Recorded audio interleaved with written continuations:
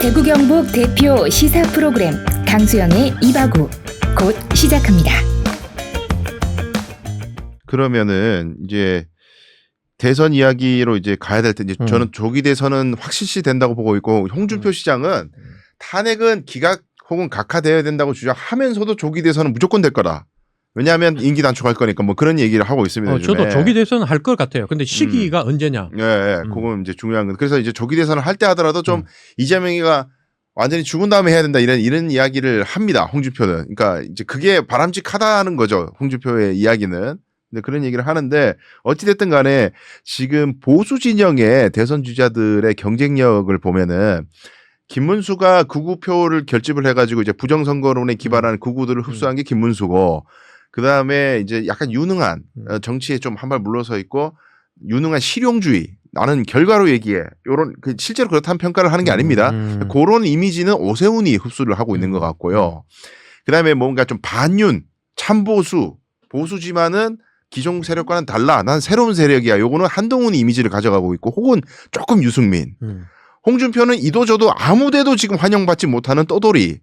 TK 하나. 내가 대구시장 출신이니까 대구 사람들 경북 사람들은 난 지지할 거야. 경선은 내가 뚫을 거야라고 하지만 지지 안 하잖아, 지지 안 해요. 근데 본인이 그렇게 생각해. 예, 그래서 제가 봤을 때는 답이 없다 홍준표는. 그래서 이제 지금 쭉 뭐 안철수는 영원한 그 간잡인데 중도 한 18% 15% 요 정도 맨날 얻어가고 자기 몸값 불려서 협상해서 뭐 얻을 거 얻어가고 이런 사람이라 한결같이 이렇게 쭉 나열이 되는데 여기에 뭐 이철우라든가 뭐 윤상현이라든지 뭐 나경원 같은 쩌리들이 있습니다. 그러면 쩌리 안에 이준석이 넣어줘야지. 아 준석이는 저기 여기가 아니니까 일단 개혁신당이니까. 그래서 여론조사 보니까 개혁신당인데 국민의힘 들어가서 경선하려고 하잖아. 아 지금 그런 거예요? 저는 그렇게 의도를 읽고 있습니다.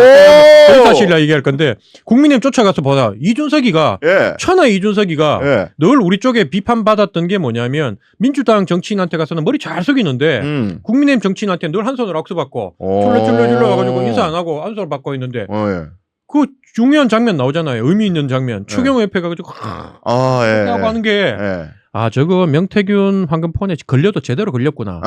자기를 살려줄 수 있는 거는 지금 김건희 여사가 한번 살려줬고 이제는 윤석열 쪽에 힘을 잃으면 자기를 살려줄 거는 국민의힘밖에 없다. 그러니까 국민의힘에서 강력하게 쉴드를 치면서 하다 보면 방금 말씀하신 대로 다 이게 결적 사유가 있기 때문에 내한테도 혹시 기회가 오지 않을까? 이준석이 그런 생각까지도 조금은 하고 있다. 물론 이 녀석 이번에 허은하고 싸우고 조대원하고 싸우기 전까지는 고계산까지 했는데 이제 이번에 지가 생각보다 너무 많이 두들겨 맞았지. 그러니까 완전히 박살이 나버렸지. 이준석이 사법 리스크가 있습니다. 그렇잖아요. 고발됐잖아요. 이준석이 가장 큰 거는 그동안 개혁신당 안에서 몰랐고 우리도 몰랐고 그다음에 또 때로는 조금 알았지만 굳이 더 알면 얘를 내 같은 사람은 양심이 찔려서 깔 수밖에 없는 내용은 내 더 이상 칠불 사건은 냄새가 좀 났지만 모른 척하고 넘어가고 했거든요. 근데 그런 내용을 이제 다 알아버렸잖아요. 통장 다 까고 다 알아버리기 때문에 이준석이 지금 가장 우리하고 싸움하면서 크게 잃은 건 뭐냐면 싸가지가 아니라 거짓말쟁이.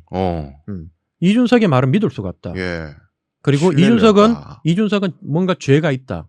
명태균하고 뭐 이게 이제 연결돼서 오세훈, 홍준표까지 다 연결되는데 적어도 보수 진영에서 명태균 리스크에 걸려 있는 사람은 대선 나와도 진다. 못 이긴다. 그거는 뭐 앞으로 민주당이 무슨 카드를 어디까지 갖고 있는지를 모르기 때문에 이기지 못한다. 그러면 이제 문제는 뭐냐? 그렇게 다 제끼고 나면 한동훈 남고 김문수 한동훈 남다는 김문수 한동훈 나오는데 중요한 건 유승민까지 이제 남으면 김문수는 아마 민주당의 선거 프레임 짜기가 가장 쉬운 상대일 거예요. 제발 나와달라고 빌고 있습니다. 뭐 프레임이 확실하게 그거는 단 몇 프로를 이기더라도 보수 진영에서 강력하게 후보로 올라오겠지만 중도가 절대로 찍지 않는 후보이기 때문에 김문수 후보는 확장의 한계가 있기 때문에 예를 들면 연세가 좀 젊으면 대선에서 지더라도 예를 들면 그 당을 추스려서 다음을 노릴 수 있는 그게 되는데 한동훈이 만약에 김문수 정도의 영향력이 있다면 그걸 노리고 당을 장악해서 야당이 되고 난 뒤에 다음 지방선거 총선 때 뒤집으려고 할 수 있지만 연세가 너무 많다. 그런 리스크가 있고 중요한 거는 한동훈 대표하고 이제 유승민 대표하고는 제가 연결해서 정말 그분들을 특히 유승민 의원은 제가 많이 좋아하고 존경하는 분인데 중요한 거는 보수 진영의 대권 후보가 되려면 TK 마음을 얻지 못하고는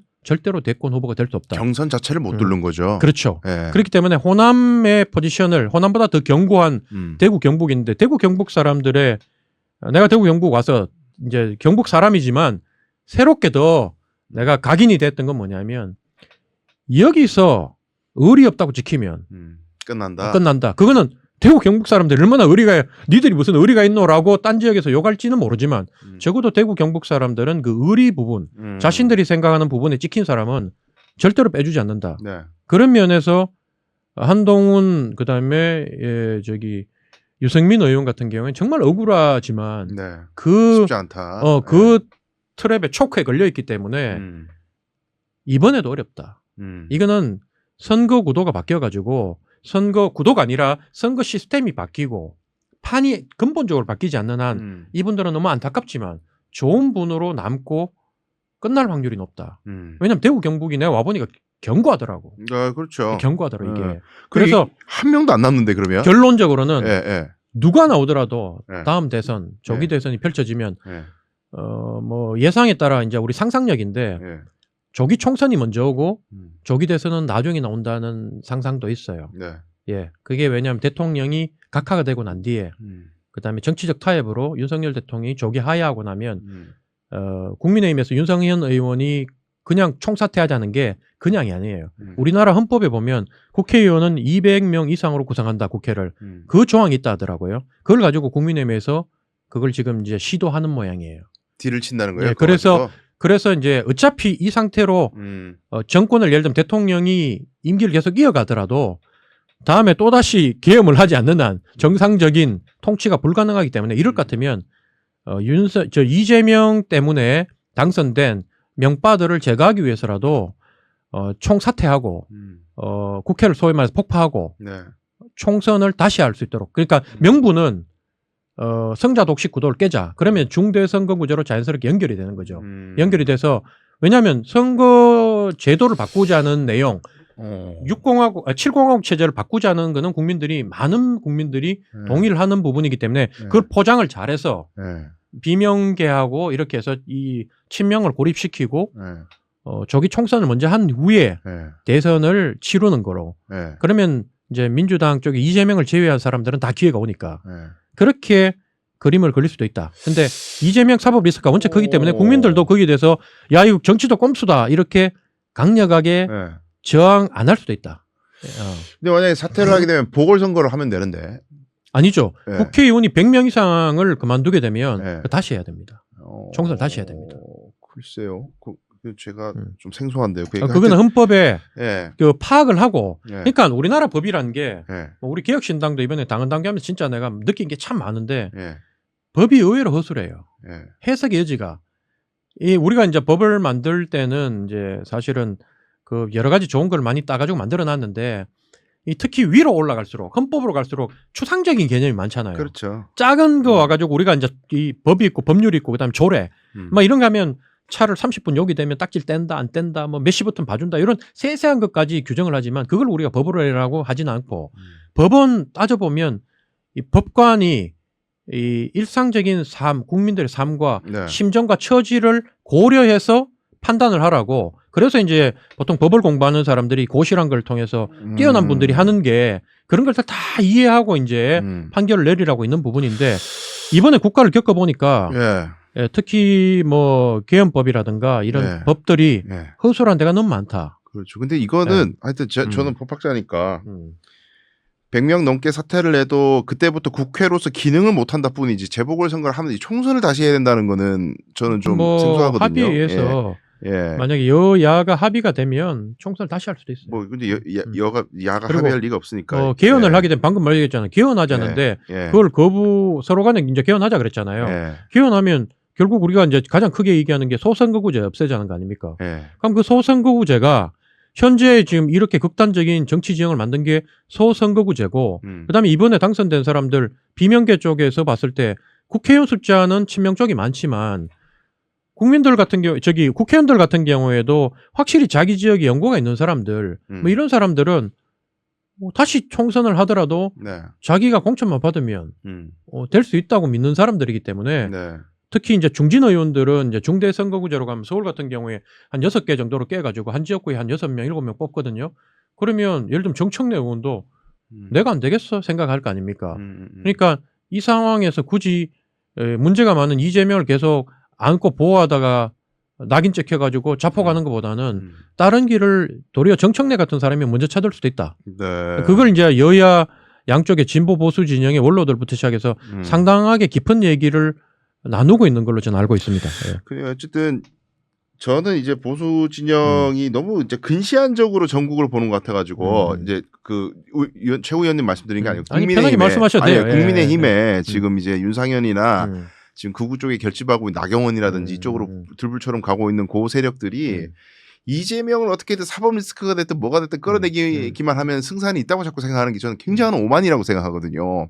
이재명이 없으면 이재명의 정신을 계승한 이제 이재명의 옳다 그르다 판단한 게 아니라 민주당 안에서는 이재명을 계승하는 누군가를 세우면 이재명을 지지하던 그 세력들이 그대로 이제 그 후보에게 지지도가 가니까 이재명만 없애면 우리가 이겨라고 하는 게 너무 저는 단세포적인 것 같고 정치를 잘했어야죠. 그러니까 정치를 잘해가지고 우리를 뽑으면은 저쪽보다는 더 나은 세상을 만들어줄 수 있고 국민들도 더 나은 세상에서 살 거라는 비전을 줘야 되는데 사실 이때까지 많이 참았잖아요. 윤석열이 하도 개판을 쳤으니까 신뢰를 잃은 거 아니에요. 거기에 원인이 있는 거지. 국민의힘이 가져야 되는 가장 타파해야 될 대상이 우리가 정치를 그간 못했다. 이제는 잘할게요라는 건데 그런 반성은 하나도 없고 윤석열을 지킵시다. 이재명이 대통령 되면 안 돼요. 여기만 매몰이 돼 있으니까 저는 이제 양당 정치의 그 상대방 까가지고 어부질이 얻는 거 여기서 못 벗어난다는 거예요. 이 사람들도. 그게 너무 무능해 보이는 거고 누가 하나 좀 나타나가지고 내가 정치를 하면은 기존 이런 썩어빠진 양당제 다 타파할 수 있고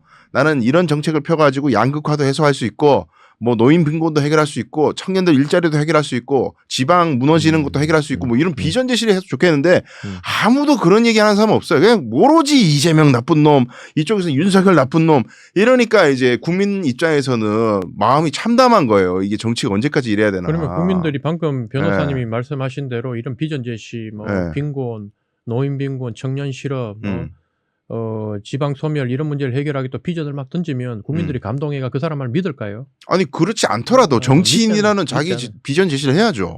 그거는 이미 많은 사람들이 다 했어요. 이재명 대표도 좋은 얘기를 많이 했고 심지어 국민의힘 정치인들도 좋은 얘기들을 참 많이 했어요. 중요한 거는 제가 느끼는 게 말은 이준석이 우리 당에서는 제일 비단결 같이 많이 해놨고 천하람이 해놨거든요. 그런데 중요한 거는 제가 오늘도 페이스북에 올렸지만 이재명 이꼬로 해놓고 대한민국 정치판에 내로남불 양두구육, 혹세무민의 가장 대표적인 정치인이라고 제가 딱 규정을 내가 해놨는데 중요한 거는 말을 어떻게 하느냐가 아니라 그런 그 하늘에 딱 나타난 예수님 같은 사람이 나오지 않는다. 예수님도 결국 실패했다 기억에. 그러니까 그렇잖아요. 실적을 갖고 얘기해야 되는 거지. 자기 그러니까 정치 이력으로. 중요한 건 제가 이제 20년 해보니까 이걸 근본적으로 바꾸는 거는 국민들의 그 동의. 가장 큰 거는 국민들이 그 정치인이 하는 말을 믿고 따라줘야 돼요. 예를 들면 미국에 맞서는 것도 국민들이 핵을 가지자 안 가지자가 중요한 게 아니라 핵을 가지자는 쪽도 있고 안 가지자는 쪽도 있잖아요. 그러면 결국은 국민들이 지도자가 어떤 결정을 했을 때 그걸 믿고 똘똘 뭉쳐가 나아가는 게 그게 이제 우리 국민들이 강한 거거든요. 물론 반대하는 쪽은 목소리가 계속 나오지만 어느 나라하고 비교해 봤을 때 심지어 미국이란 나라하고도 비교해 봤을 때 우리가 단일 민족에다가 뭐 지금은 아니지만 그런 얘기를 하면 안 되지만 가장 그 정체성이 많이 비슷한 사람들이 모여 있는 나라이기 때문에 평상시에는 다 각자 잘났지만 위기 시가 되면 똘똘 뭉쳐가지고 역량을 폭발시키거든요. 근데 중요한 거는 평상시에 아무리 뛰어난 지도자가 나도 이건 안 돼요. 그러면 우리가 뭐냐면 사람을 믿지 말고 돈 사업하는 사람들이 그러잖아. 나는 사람을 안 믿고 돈을 믿는다고. 제도를 믿고 갈 수 있도록 제도를 바꾸자. 그 제도가 100% 우리한테 유토피아를 주는 건 아니지만 지금까지 우리가 이 7공화국 들어와가지고 7공화국 맞습니까? 네, 예, 그 87 체제 이후로 얼마나 많은 시행착오를 이미 30년 동안 했기 때문에 이제는 그걸 바탕으로 양쪽에서 머리를 맞대고 뭔가를 조금이라도 바꿔보자라는 시도. 예를 들면 비례대표제도 옛날엔 좋은 제도였지만 저도 느끼지만 비례대표제 없어야 된다고 보거든요. 그 용해인 같은 사람이 나오는 거예요. 그러니까 제가 봤을 때는 비례대표가 국민의힘 있을 때도 전부 다 돈으로 아니면 측근들 손바닥 비비고 돈 줘가 줄을 미리 세워놓고 근데 웃긴 놈들이 뭐냐면 이미 30번까지 다 번호 정해놓고 그걸 또 공고를 해가지고 한 600명, 700명 모아요. 그리고 수십억 돈을 걷어. 그것과 지들끼리는 술 처먹고. 이분 지금 국민님 그랬잖아요. 돈 민주당도 그래요. 그래요? 민주당도 그래요. 그걸 갖다가 내가 늘 얘기하는 거지만 난 이 지역에서 그 얘기를 많이 들어가지고 민주당이 이상적인 정당이었으면 난 벌써 민주당 갔어요. 근데 고양시에 있어 보면 민주당이 국민의힘보다 훨씬 나쁜 놈들이에요. 나쁜 짓을 더 많이 하고. 제가 예전에 제가 선거할 때 2000 몇 년도 16년도 총선 예비 후보 할 때 저를 도왔던 사람은 전남 강진분인데 장교 출신이고 그분이 저를 찾아와서 도왔던 거는 제 사무장을 맡았던 거는 저는 자기는 태어나서 천하의 나쁜 놈들은 민주당밖에 없었다.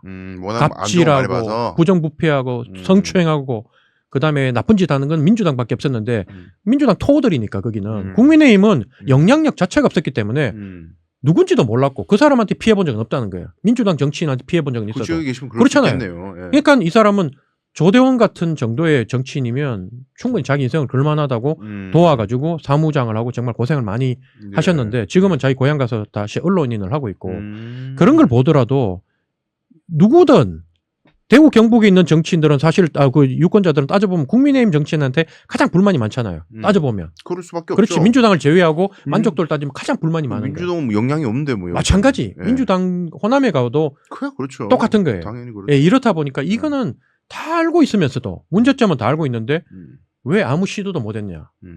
국민들도 자기 개인적으로는 표도 뭐 이놈도 줘보고 저놈도 줘보고 온갖 짓을 다 해봤지만 안 되니까 그냥 자포자기하고 그냥 에라이씨 이래 된 거예요.